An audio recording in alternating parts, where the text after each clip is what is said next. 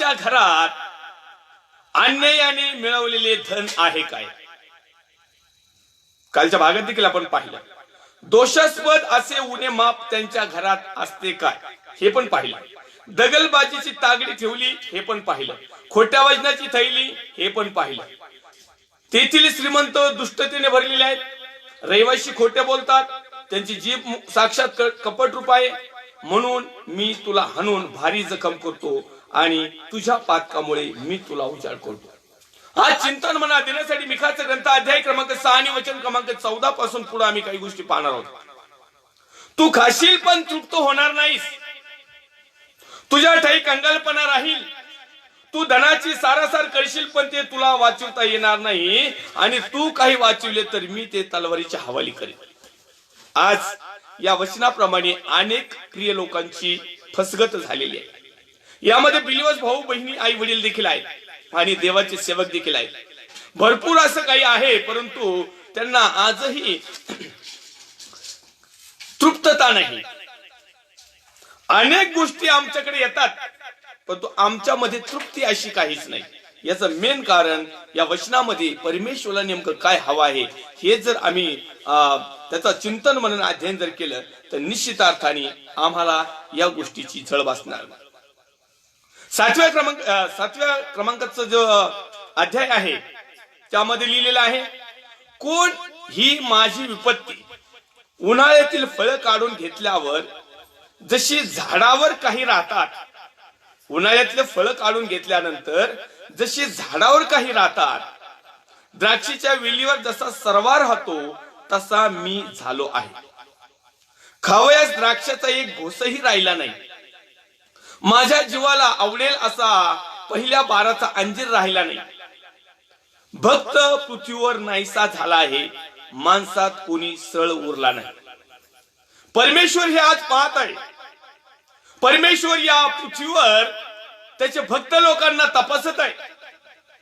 त्याच्यावर श्रद्धा ठेवणाऱ्या लोकांना तो तपासत आहे. त्याच्या नावाची आवड धरणाऱ्यांना तो तपासत आहे. त्याच्या नावाचं गौरवी काम करणाऱ्या सेवकाला देखील तो तपासत आहे. परंतु परमेश्वराच्या दृष्टीने या भक्त या भूतलावर, या पृथ्वीवर, या जगामध्ये एकही भक्त राहिलाच नाही. त्याच्यात मी पण आलो. आम्ही प्रत्येक जण भक्तहीन झालेलो आहोत. भक्त आहोत, परंतु भक्ती कशी करावी आम्हाला माहिती नाही. धार्मिक आहोत, पण धार्मिकता काय हे आम्हाला माहिती नाही. प्रभूचे आहोत, पण प्रभू कोण आहे आम्हाला अजूनही कळलेलं नाही. आम्हाला सत्य समजतं, परंतु सत्याप्रमाणे वागायला आमची डेअरिंग होत नाही. मग भक्त राहिला कुठं? भक्त म्हणजे केवळ भक्ती करणार आहे का? भक्त म्हणजे केवळ वाजवणार आहे का? भक्त म्हणजे केवळ गाणार आहे का? भक्त म्हणजे केवळ वचन वाचणार आहे का? भक्त म्हणजे फक्त वचन सांगणार आहे का? भक्त म्हणजे काय? परमेश्वराला आवडणाऱ्या सर्व गोष्टी करणारा व्यक्ती, परमेश्वराच्या सानिध्यात असणारा व्यक्ती, आत्मिकतेमध्ये जीवन जगणारा व्यक्ती, परमेश्वराच्या विधी आज्ञा नियम सत्यामध्ये जीवन जगणाऱ्या व्यक्तीला भक्त म्हटले गेलेले आहे. पण आज या पृथ्वीवर भक्त नाहीसा झालेला आहे. आणि दुसरी गोष्ट सांगत आहे तो की माणसात कोणी सरळ उरलं नाही. सरळ सगळं वाकड्यातच घुसत येत. पाळकाला पाहतो पाळकही वाकड्यात, बिलीवर्स लोकांना पाहतो बिलीवर्स लोकही वाकड्यात. आणि झालं जगाचा तर विशेष नाही, जग वाकडच आहे.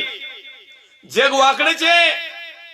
आणि म्हणून योहान संदेष्टा बॅप्टिझम करणारा ज्यावेळेस आला, त्यावेळेस अरण्यात घोषणा करणाऱ्याची जी वाणी झाली, त्या वाणीमध्ये तो आम्हाला सांगत आहे की पहा, अरण्यात घोषणा करणाऱ्याची वाणी आली. आणि ती घोषणा करणाऱ्याची वाणी काय होती आज आम्ही ती पाहिली असेल. बऱ्याचशा गोष्टी आम्ही पाहिल्या. आता या ठिकाणी तो लिहित आहे की अरण्यात घोषणा करणाऱ्याची वाणी झाली की परमेश्वराचा मार्ग सिद्ध करा, त्याच्या वाटा नीट करा. परमेश्वराचा मार्ग नीट करा, कारण आम्ही मार्गभ्रष्ट झालेलो आहोत. तो म्हणत आहे की पश्चाताप करा, कारण स्वर्गाचं राज्य जवळ आलेलं आहे. आणि दुसऱ्या काही अध्यायामध्ये जर पाहिलं या योहान संदेशाविषयी, तर आम्हाला मार्क कृष्ण वर्तमानामध्ये देखील एक गोष्ट पाहायला मिळते. आपण पाहूया ती. त्याचप्रमाणे आपण लोककृष्ण वर्तमानामध्ये देखील आम्हाला पाहायला मिळते. चारी पूर्ण जे काही नव्या करारामधले जे सुरुवातीचे जे आमच्यासाठी शुभ संदेश आहेत, त्या शुभ संदेशामध्ये आम्हाला या गोष्टी पाहायला मिळतात. आता या ठिकाणी लिहिलंय, अरण्यात घोषणा करणार. लोककृष्ण वर्तमान अध्याय क्रमांक 3 वचन क्रमांक 5 मध्ये लिहिले, 4 आणि 5 मध्ये, अरण्यात घोषणा करणाऱ्याची वाणी झाली ती अशी की परमेश्वराचा मार्ग तयार करा आणि त्याच्या वाटा नीट करा. मग कृष्ण वर्तमानामध्ये आपण एवढंच पाहिलं.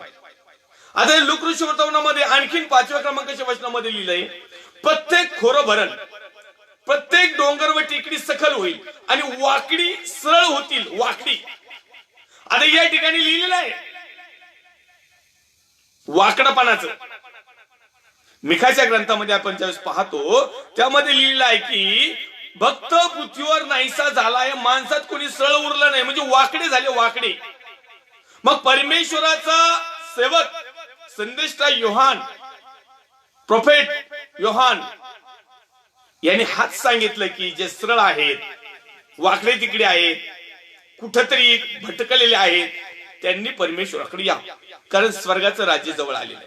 तर या ठिकाणी असंच लिहिलेलं देव परमेश्वर आज आम्ही पाहत आहे.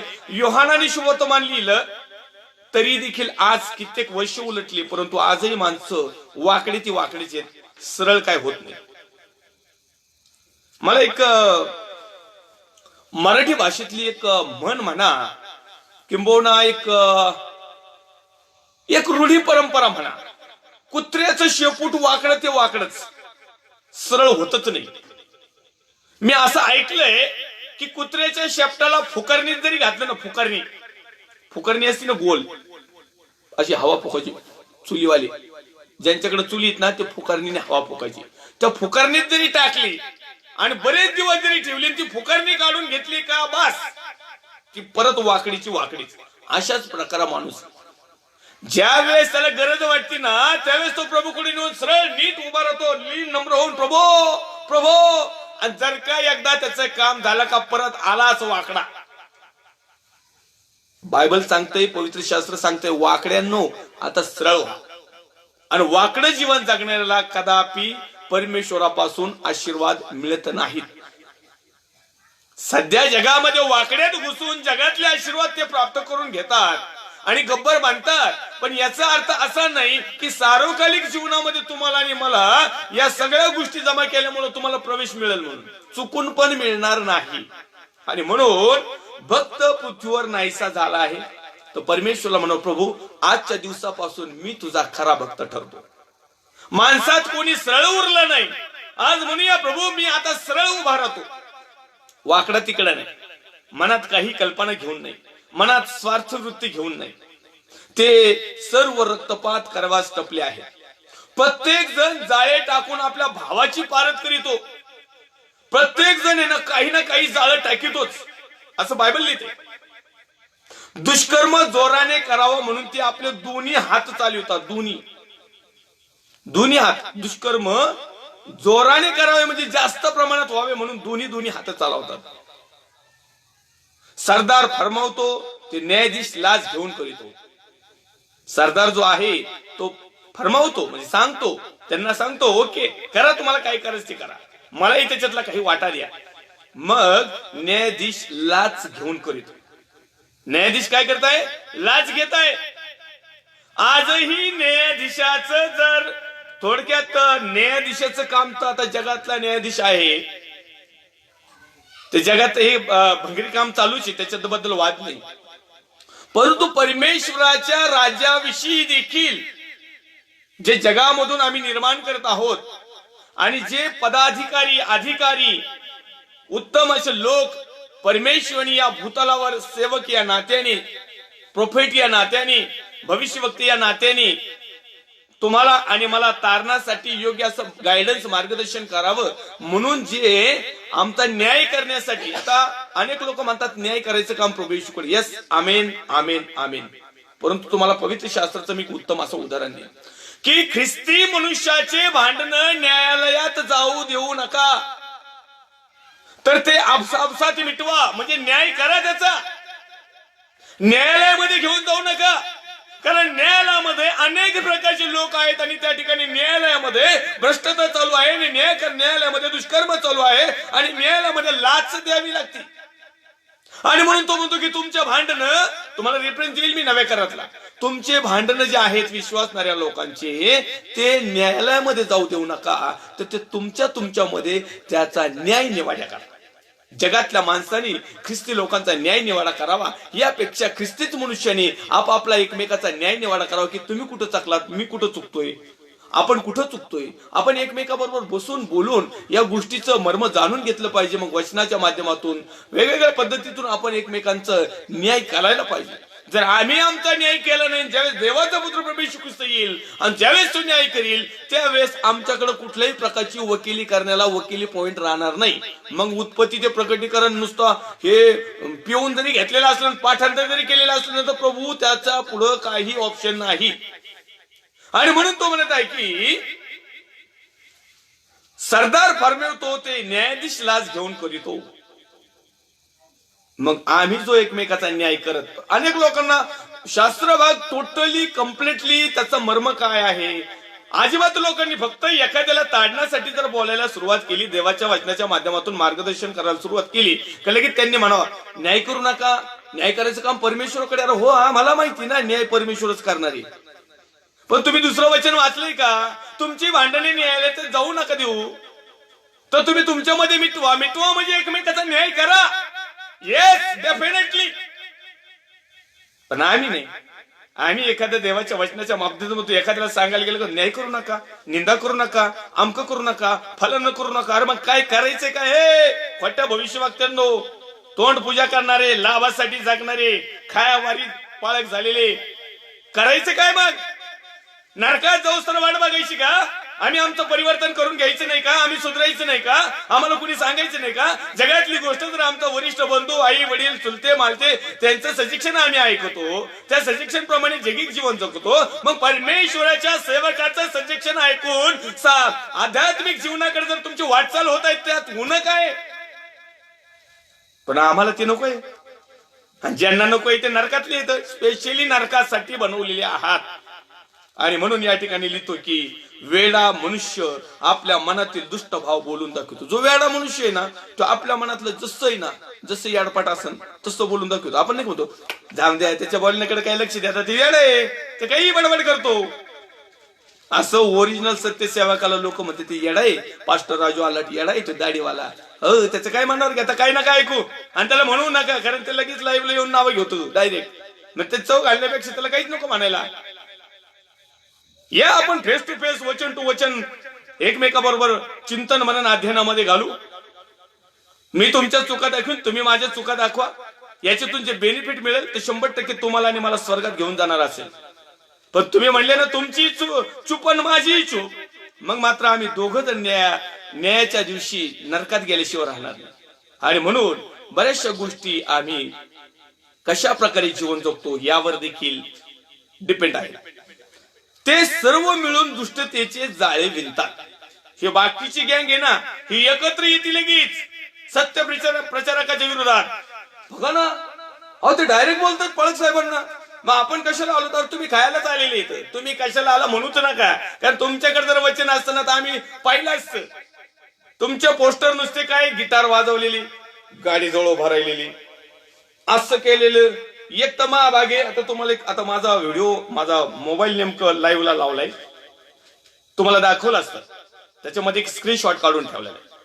एक याजक साहेब आहे, मी सांगतो आणि उद्या तुम्हाला लाईव्हला ते दाखवतो, उद्या किंवा माझ्याकडे ज्यावेळेस दुसरा मोबाईल येईल त्यावेळेस. ओके, एक पाळक साहेब आहेत. आता मी आतापर्यंत 2 गोष्टी पवित्र शास्त्रामध्ये पाहिल्यात. एक तर एका स्त्रीने प्रभू येशू ख्रिस्ताचे पाय केसाने पुसले. दुसरं एक ऑप्शन आहे, प्रभू येशूने वलांडण सणाच्या दिवशी पहिला प्रभू भोजन ज्यावेळेस दिला त्यावेळेस स्वतः प्रभू येशू ख्रिस्ताने आपल्या शिष्यांचे पाय धुतले. प्रभू येशूने शिष्यांचे पाय धुतले म्हणजे थोडक्यात मी जो पाळक आहे ना, मी तुमचे पाय धुवायला पाहिजे, तुम्ही जर बिलीव्हर्स आहात तर. हा नियम आहे. ऍक्च्युली माझ्याकडे एक फोटोग्राफी मोठा रेव्हरंट आहे, तर लोक त्या रेव्हरंटचे पाय धुत होते.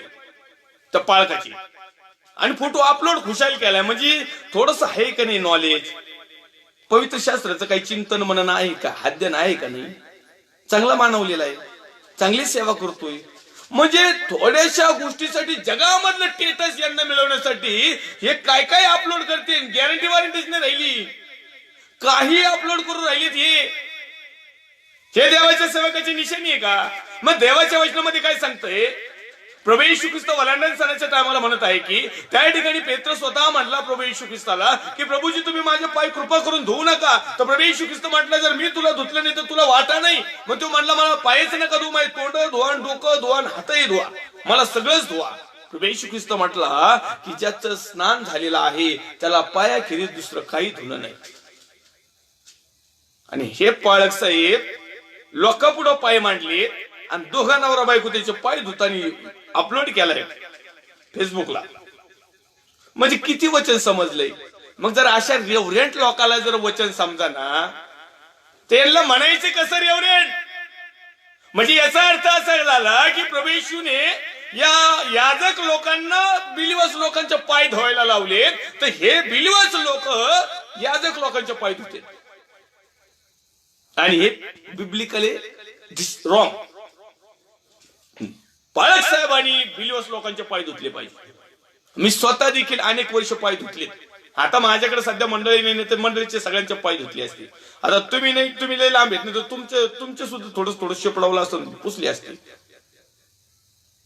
वस्तुस्थिती अशी आहे की आज वचनाचं पूर्ण टोटली फालुदा करून टाकलाय लोकांनी. बॅटलेक झालं की तो माझा मोबाईल आज मी लाईव्हला लावलाय, अन्यथा तुम्हाला लगेच ताबडतोब तो फोटोग्राफी दाखवली असती. पुढे तो लिहित आहे की त्यातल्या जो उत्तम तो काटेरी झुडपासारखा आहे, त्यातला जो सरळ तो काटेरी कुंपणाहून वाईट आहे. तुझ्या टेहळणी करणाऱ्यांनी टेहळलेला दिवस, तुझी झडती घेण्याचा दिवस येत आहे. आता त्यांची इथल्या धावडेल. परमेश्वर त्याचा दिवस येत आहे.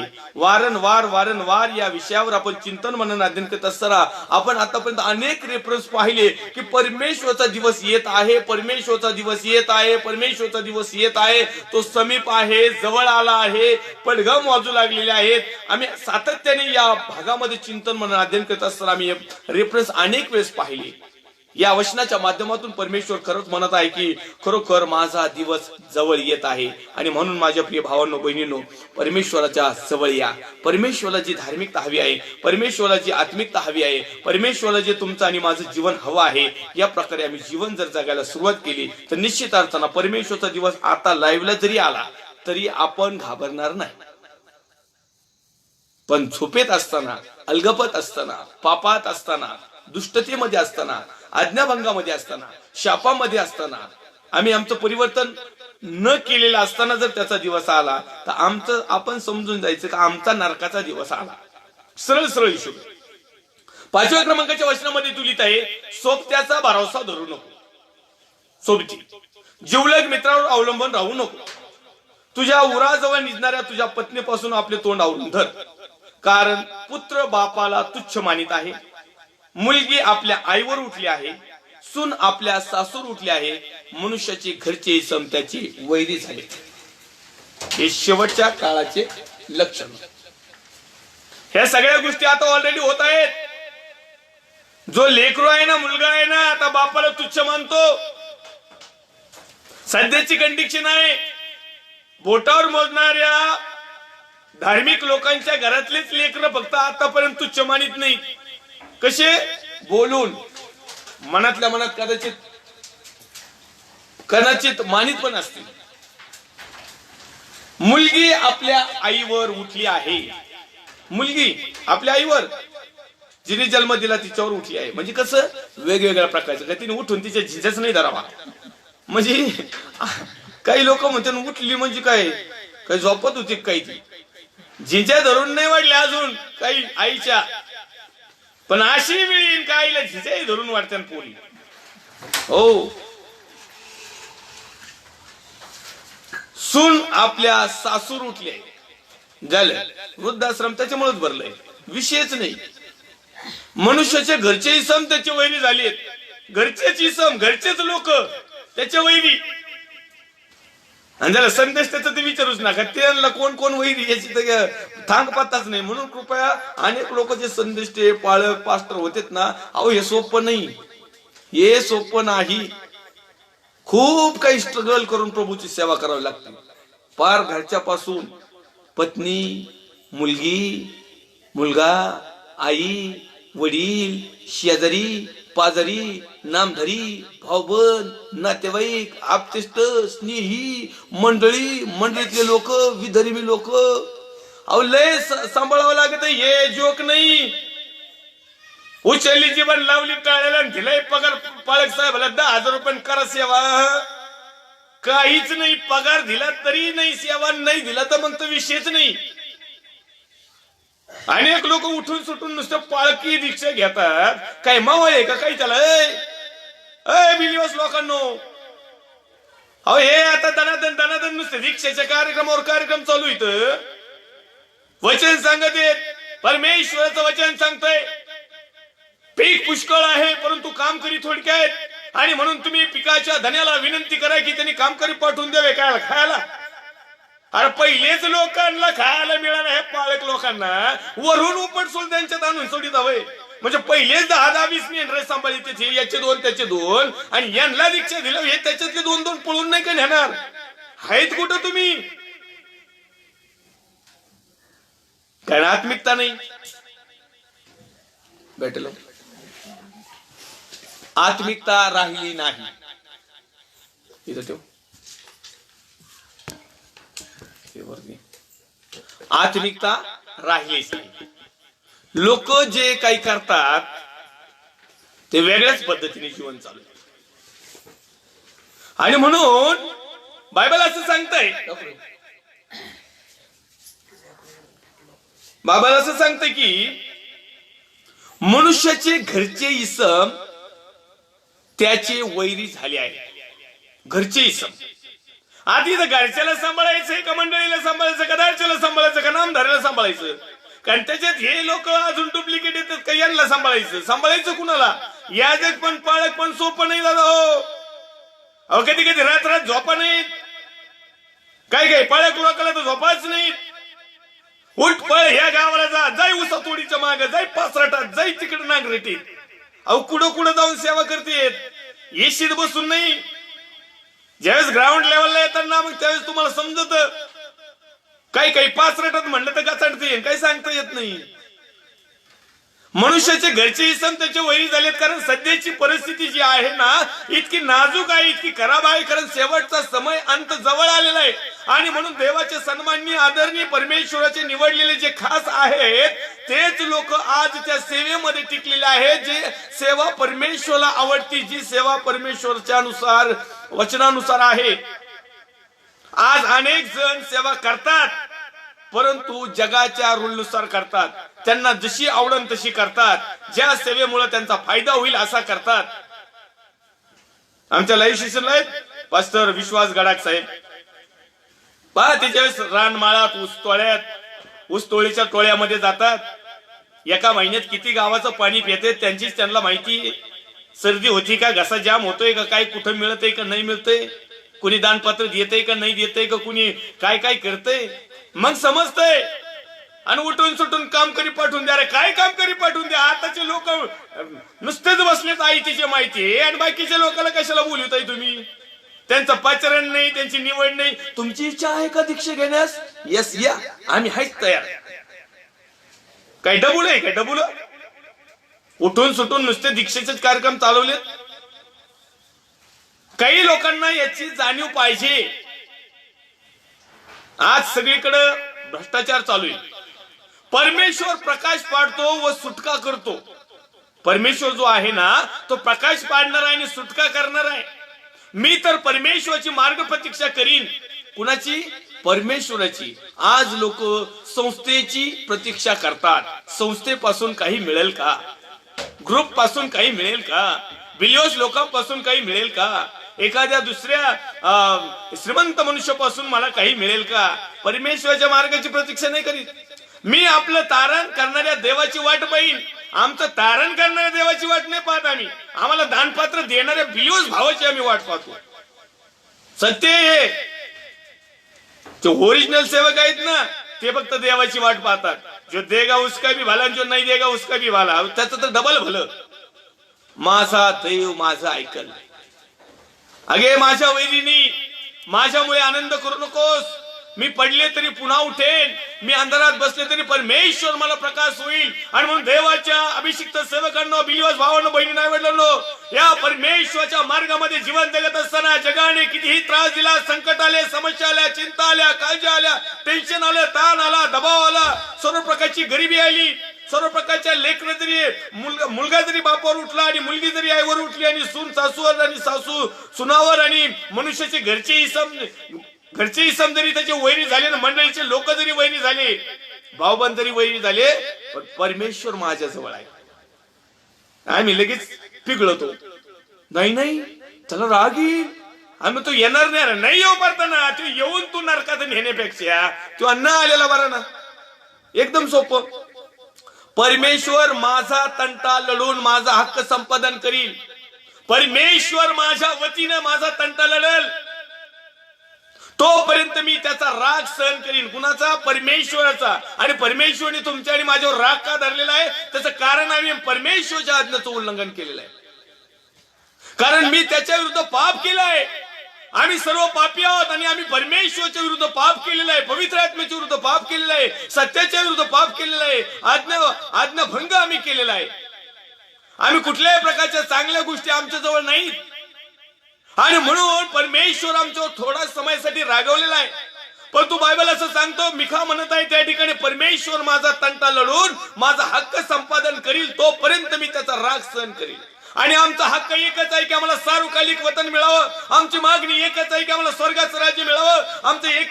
आमचा तंटा आहे की आम्ही परमेश्वरच्या राज्यामध्ये लोक असावेत.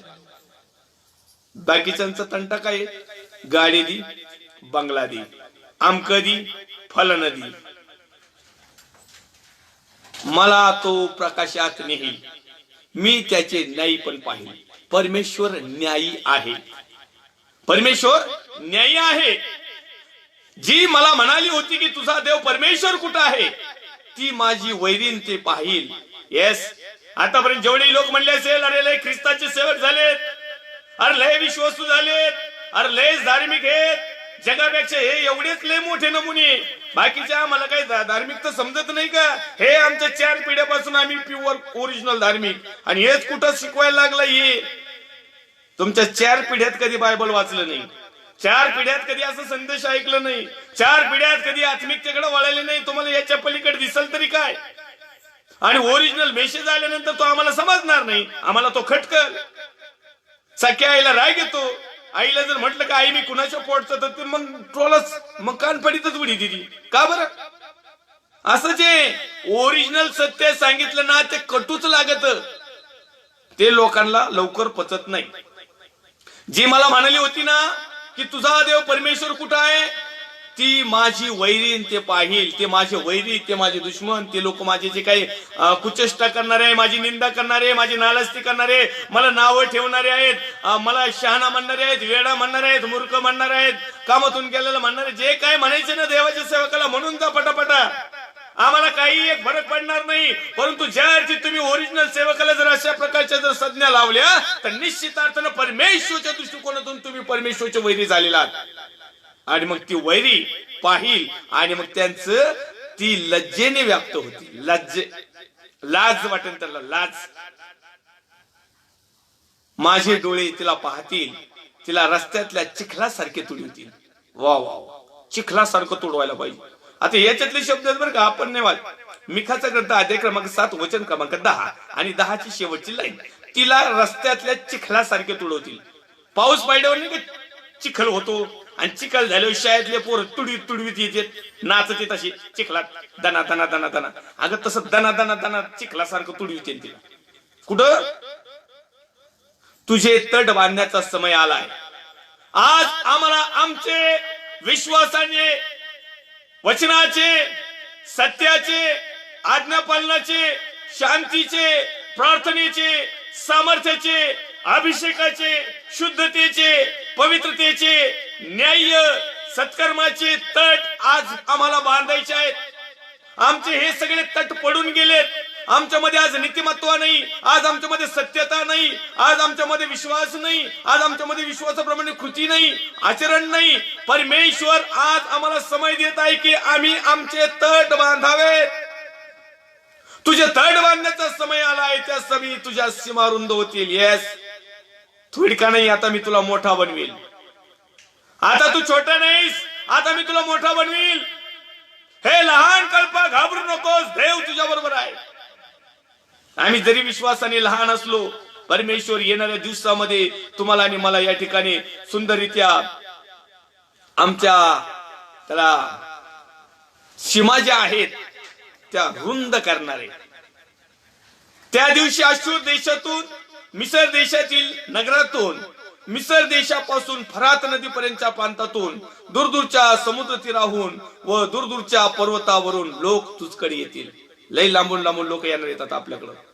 बिलोस भावांनो, बहिणींनो, आई वडिलांनो, हे जे लोक इकडून तिकडून तिकडून इकडे जातात ना आता खोट्या संदेशाकडे, पण अशी वेळ येत आहे 2022 ते 2024 मध्ये अनेक लोक झुंडीच्या झुंडी तुमच्याकडे येणार आहेत. ज्यांच्याकडे सत्य आहे, ज्यांच्याकडे आत्मा आहे, ज्यांच्याकडे पवित्रता आहे, ज्यांच्याकडे शुद्धता आहे, ज्यांच्याकडे दैवाचं सत्य वचन आहे, या वचनाच्या सेवकाई करणाऱ्या प्रोफेट लोकांकडे, भविष्यवक्त्यांकडे, याजकांकडे, फादर लोकांकडे, जे कोणी XYZ असतील यांच्याकडे दूरदूरच्या पर्वतातून लोक येणार आहेत. आम्हाला सत्य सांगा, आम्हाला सत्य सांगा. आता आम्हाला नकोय गोड गोड गुलाबजाम, आम्हाला नकोय आता हे तेलकट तुलकट.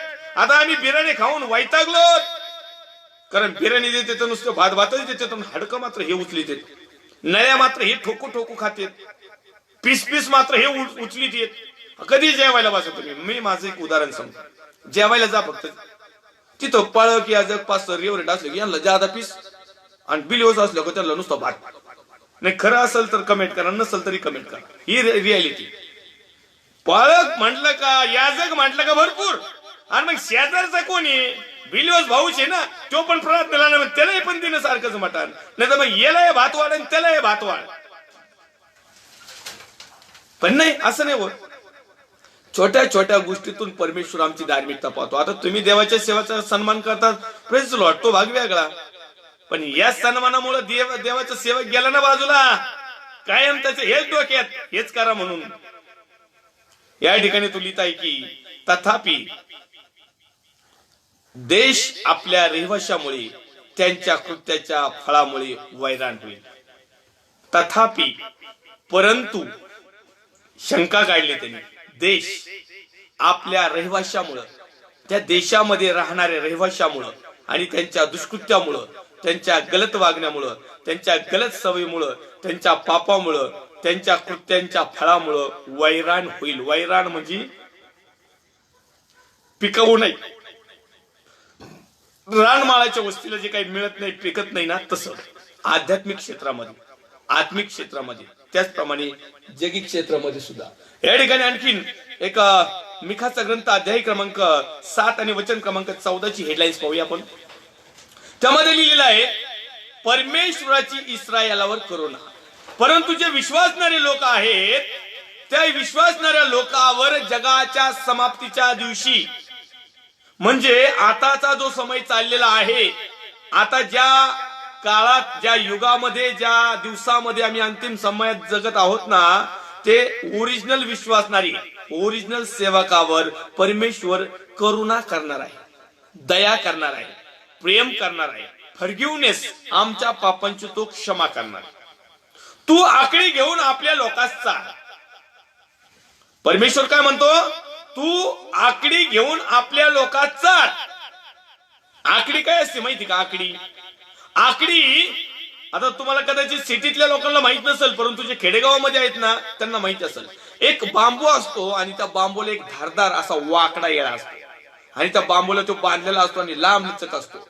ज्यावेळेस तो बांबू एखाद्या बाबळीच्या झाडावर, एखाद्या उंच झाडावर, तिथून ती फांदी तोडण्यासाठी ते आकडी वापरल्या जाते, किंवा एखादी फांदी अशी वाकावता येते आणि ती अशी खाली खाण्याच्या हातापर्यंत येईल, तोंडापर्यंत येईल अशी केली जाते. तर जो मेंढपाळ असतो ना त्याच्याजवळ एक आकडी असते आणि त्या आकडीने काय करतो तो, त्या आकडीने ती फांदी ओढीतो खाली आणि मग त्याची मेंढरे येऊन तर खातात ते. आणि जिथं जिथं जिथं चांगलं चांगलं दिसेल ना तर तो मेंढपाळ काय करतो, त्या आकडीने ती फांदी खाली घेतो आणि त्या मेंढरांना चालतो. आज परमेश्वरने तुम्हाला आणि मला जर आकडी जर दिलेली आहे तर आमच्या जवळ वचनाची आकडी पाहिजे.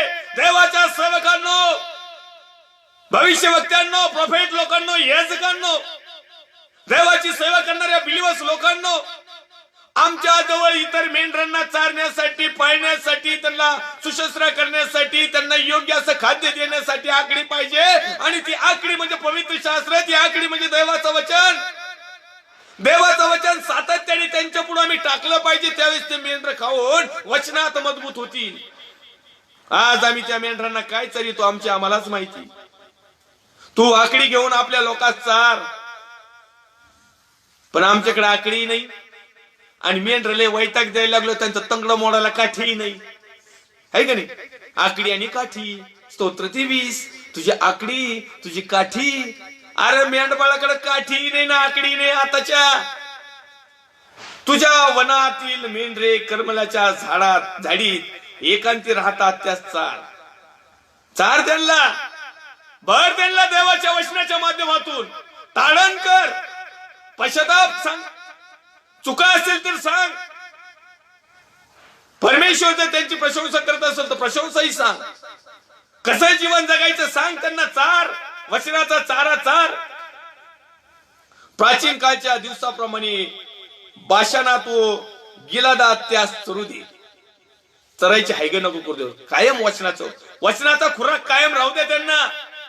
आमच्याकडे वचनाचा खुराक नाही. खोट्या भविष्यवक्त्यांना, खोट्या प्रॉफिट लोकांना, मोकार लोकांना म्हणतो आय प्रॉफिसाय, देव मला असं दाखवतो, देव तुला तसं दाखवणार. देव तुला वचन नाही दाखवित का कधी लोकांना सांगण्यासाठी? आणि दाखवतो तो दाखवतो, फक्त घ्यायचे द्यायचे तर अजिबात नाही. राष्ट्रीय हे पाहतील आणि आपली एकंदर बल पाहून लज्जित होतील. ती आपल्या तोंडावर हात ठेवतील, त्यांचे कान बहिरे होतील. ती सर्पाप्रमाणे धूळ चाटतील, पृथ्वीवरील सरपटणाऱ्या पाण्याप्रमाणे ती आपल्या विवरातून थरथर कापत बाहेर येतील. परमेश्वर आमचा देव याचकडे ती भयकंपित होऊन येतील. ती तुझ पुढे भयभीत होतील. तुझ समान देव कोण आहे? तू अधर्माची क्षमा करीतोस, आपल्या वचनाच्या अवशेषाचे अपराध मागे टाकितोस. तो आपला राग सर्व काळ मनात ठेवणार नाहीस. परमेश्वराचा राग आमच्या विषयी जर आज्ञाभंगामुळे झालेला असेल तर परमेश्वर सर्व काळ त्याचा राग त्याच्या मनात ठेवित नाही. जसे की माझ्या मनात म्हणजे एक मनुष्य आहे आणि त्या मनुष्याच्या मनात जर एखाद्या विषयी राग जर भरला तर तो बराच मसनात जाऊस्तो ठेवितो. त्यांनी क्षमा मागितली तरी ठेवितो. त्याला राहून राहून तो किडा वळवळतो. तो म्हणतो नाही नाही तू मला असं असं केलंच होतं. परंतु परमेश्वर आमचा पाठीराखा आहे. परमेश्वरा समान कुणीही परमेश्वर नाही दुसरा. परमेश्वर आमच्या अधर्माची क्षमा करतो, आपल्या वचनाचा अवशेष अपराध मागे टाकितोस. आमचे सर्व अपराध तो पुसून टाकितो. तो आपला राग सर्व काळ मनात ठेवित नाही. तुम्ही रागवा, परंतु तुमच्या रागात असताना सूर्य मावळू देऊ नका. आणि राग मनात ठेवून कुठल्याच प्रकारचं काम करू नका, कारण त्याला दया करण्यात आनंद वाटतो. आमचा देव परमेश्वर, त्याचा पुत्र प्रभू येशू ख्रिस्त, याला दया करण्यात आनंद वाटतो, याला क्षमा करण्यात आनंद वाटतो. परिवर्तन झाल्यानंतर त्याला उल्हास वाटतो, आनंद वाटतो. तो स्वतःच्या जीवाला एकदम खुशाल समजतो. परंतु ज्या ज्यावेळेस त्याचे प्रिय लेकर पाप करतात, आज्ञाभंग करतात, असत्यात चालतात, खोटं बोलतात किंवा ज्या काही प्रकारे देवाच्या विरोधात काही गोष्टी करतात, त्यावेळेस मात्र परमेश्वराला आमचा थोडाफार राग पण येतो. आपल्याला मेंढरांना चारायला सांगितलेलं आहे आणि म्हणून तुमच्या मेंढरांचा, तुमच्या ज्या कळपावर परमेश्वरने तुम्हाला अभिषिक्त करून ठेवलेला आहे, अध्यक्ष करून ठेवलेला आहे, पालक करून ठेवलेला आहे, कारभारी करून ठेवलेला आहे, जे काही तुम्हाला त्याच्यातला एक लीडर करून ठेवलेला आहे, तर तुम्ही तुमच्या कळपाला वचनाचं खाद्य सातत्याने घाला. ही देवाची योजना आहे. वचनाच्या तत्वावर उभा राहिलेली मंडळी सार्वकालिक वचनापर्यंत टिकते, परंतु मिरॅकल, चिन्ह, चमत्कार याच्यावर उभा राहिलेली मंडळी पडते, कारण त्याला वचनाचा बेस नसतो. कारण मंडळी घर पायावर बांधावं लागतं आणि तो पाया ख्रिस्त आहे आणि ख्रिस्त हे वचन आहे. जो कोणी ख्रिस्त म्हटलेल्या ख्रिस्त म्हटलेल्या वचनावर किंवा ख्रिस्त म्हटलेल्या पायावर जो आपल्या मंडळीची किंवा घराची किंवा स्वतःची रचना करतो, तो कुठलाही प्रसंग आला तरी डगमगत नाही. आणि तो पाया, त्याच्या पायाचे दगड किंवा तो पायाचा कणखरपणा म्हणजे देवाचं वचन. कारण आधी अंत, सुरुवात शेवट, अल्फा आणि ओमेगा प्रभू येशू ख्रिस्त आहे आणि त्याने सर्व काही निर्माण केले, त्याच्यासाठी निर्माण केलंय. प्रारंभी शब्द होता, तो देही झाला, त्याने आम्हामध्ये वस्ती केली. परमेश्वर देव बोलला, शब्द टाकला आणि तसं घडलं, तोच ख्रिस्त. मग तो जो ख्रिस्त आहे त्याला, त्याच्या मनात आमच्याविषयी राग कायमस्वरूपी राहत नाही. तो जो ख्रिस्त आहे त्याला आमच्यावर दया करण्यात आनंद वाटतो. तसाच आम्हालाही इतरांवर दया करण्यात आनंद वाटला पाहिजे. तो वळून पुन्हा आम्हावर दया करीतो. जर आम्ही पश्चाताप केला, जर आम्ही बदललो, तर निश्चित अर्थाने तो परमेश्वर आमच्यावर दया करतो. आमचे अपराध पायाखाली तुडवील. आम्ही जे केलेले अपराध आहे ना, प्रभू पायाखाली तुडवितो. जाऊन दे, त्या अपराधाची आम्हाला दंड देत नाही. प्राचीन काळापासून तू आमच्या वडिलास शपथपूर्वक सांगितल्याप्रमाणे याकोबा बरोबर सत्यतेने व अब्रामा बरोबर वात्सल्याने वर्तशील. परमेश्वरच्या नावाला मी धन्यवाद देईल, मान महिमा सन्मान आदर गौरव देईल. या ठिकाणी लाईट गेलेली आहे. सगळ्या प्रकारच्या थोडस जे नेटवर्क आहे ते पण थोडस स्लो आहे. आणखीन आपल्याकडे 5 ते 7 मिनिटं आहेत आणि या 5 ते 7 मिनिटांमध्ये आपण आणखीन एक रेफरन्स या ठिकाणी पाहणार आहोत. नहूमचा ग्रंथ, नहूम संदेष्टा, सेवक, सूड घेणारा परमेश्वराचा क्रोध. आता मिखा म्हणत आहे की तो मनात राग मानित नाही. मिखा म्हणत आहे की त्याला दया करण्यात आनंद वाटतो. मिखा म्हणत आहे की तो वळून पुन्हा आमच्यावर दया करतो. मिखा म्हणतो की तो आमचे अपराध तुडवितो. मिखा म्हणतोय की तो समुद्राच्या डोहात टाकतो. मिखा म्हणत आहे की परमेश्वर सर्व काळ आपल्यावर क्रोधाविष्ट राहत नाही. आता देवाचा सेवक दुसरा नहूमचा ग्रंथ चालू झालेला आहे आणि त्याचा पहिलाच अध्याय आणि पहिलीच त्याची हेडलाईन्स आहे की त्या हेडलाईन्स मध्ये आहे, सूड घेणारा परमेश्वराचा क्रोध. जो दिवस येणार आहे, जे शेवटच्या समयाविषयी, अंताच्या समयाविषयी, न्यायाच्या समयाविषयी जे आम्ही अनेक दिवसापासून ऐकत आहोत आणि इथून पुढे काही दिवस जोपर्यंत येत नाही तोपर्यंत देवाचे सत्य प्रचारक ज्या शेवटच्या टप्प्याविषयी सांगत आहेत, तर तो नहूम या ठिकाणी म्हणत आहे, सूड घेणारा परमेश्वराचा क्रोध. आता इथं आम्ही पाहिलं की तो या ठिकाणी म्हणत आहे, तो आपला राग सर्व काळ मनात ठेवणार नाही, तो आपला क्रोध सर्व काळ मनात ठेवणार नाही. परंतु आम्ही जर बदललोच नाही तर तो सूड घेणारा परमेश्वराचा क्रोध आमच्यावर भडकेल. दोन्ही ऑप्शन आहेत. जे पाहिजे ते तुम्ही घेऊ शकता. असं नाही की अनुवाद 28 ग्रंथामध्ये लिहिले 2-4 पॉइंट, जीवन निवडून घे, सुख निवडून घे, आशीर्वाद निवडून घे, शाप नको निवडून घेऊ, दुःख नको निवडून घेऊ, मरण नको निवडून घेऊ. तसं नाहीये. इथं देखील आहे आम्हाला काय निवडून घ्यायचं आहे. क्रोधाविष्ट परमेश्वराला निवडून घ्यायचंय, न्यायाधीश परमेश्वराला निवडून घ्यायचंय, सूड घेणाऱ्या परमेश्वराला निवडून घ्यायचंय, दंड देणाऱ्या परमेश्वराला निवडून घ्यायचंय. की सार्वकालिक वतनामध्ये आमची दया, आमची कृपा, आमची क्षमा आणि त्याच्या सार्वकालिक वतनामध्ये आम्हाला प्रवेश मिळवणाऱ्या परमेश्वराला स्वीकारायचा आहे. एज यू लाईक, तुम्हाला जसं वाटतं तसं तुम्ही स्वीकारू शकता. तुम्ही त्याला लाईक करू शकता. आज संपूर्ण जगाने जगातल्या गोष्टी स्वीकारलेल्या आहेत, आत्मिक गोष्टीला कमी पडलेल्या आहेत. पहिली गोष्ट म्हणत आहे निनवे विषयीची देववाणी. नहूम एल्कोशकर याला प्राप्त झालेल्या दृष्टांताचे पुस्तक. हे जो नहूम आहे ना, नहूम याला दृष्टांत प्राप्त झाला. आपला विषयच आहे प्रकटीकरण, भविष्यवाणी, दर्शन, दृष्टांत, स्वप्न, रहस्य, पूर्व संकेत, परमेश्वरच्या योजना. तर हा देवाचा सेवक जो आहे नहूम, याला परमेश्वराने एक दृष्टांत दिलेला आहे. परमेश्वर ईर्ष्यवान व झडती घेणारा देव आहे. आतापर्यंत तुम्ही ऐकलं, परमेश्वर मंदक्रोध आहे, दयेचा सागर आहे, क्षमेचा सागर आहे, पश्चाताप करणाऱ्यांना त्यांचे अपराध समाप्त करणारा आहे. परंतु देवाचा सेवक संदेष्टा नहूम या ठिकाणी म्हणत आहे की परमेश्वर ईर्ष्यवान देव आहे. ईर्ष्या वाटते त्याला, ईर्ष्या. आम्ही नाही का ईर्ष्या धरितो, यांनी 1 तोळा घेतला का आपल्याला घ्यायचा 2च तोळे. यांनी पत्र्याचं घर बांधलं का आपण स्लॅबच. त्यांनी जुनी गाडी आणली का आपण शोरूमचीच आणणार. आपल्याला ईर्ष्या कशी वाटत? ईर्ष्या. समजतंय मी काय म्हणतोय ते? ईर्ष्या. मराठीत म्हण आहे, शेजाऱ्याने सरी घेतली, शेजाऱ्याने सरी घातली गळ्यात, म्हणून आपण सुतुळीने आपला गळा आवळू नये. म्हणजे काय झालं? ईर्ष्या. तसाच ईर्ष्या परमेश्वर जवळ आहे. परमेश्वर ईर्ष्यवान देव आहे. परमेश्वर झडती घेणारा देव आहे. आता त्याने तुमची आणि माझी झडती घेतलेली नाही, पण तो घेणार आहे. मग आमची झडती घेण्या अगोदरच आम्ही त्याला म्हणून या, प्रभो आमच्यावर दया कर, प्रभो आमच्यावर रागू नको, प्रभो आमचे अपराध स्मरू नकोस. आम्ही आज पश्चाताप करतो. तो परमेश्वर बदलत. परमेश्वर सूड घेणारा व क्रोधाविष्ट आहे. क्रोधाविष्ट आहे, लय क्रोधिष्ट आहे तू. आपण तर काहीच नाही, मानव काहीच नाही, लय क्रोधाविष्ट देवे. लोकांना मजाक वाटती.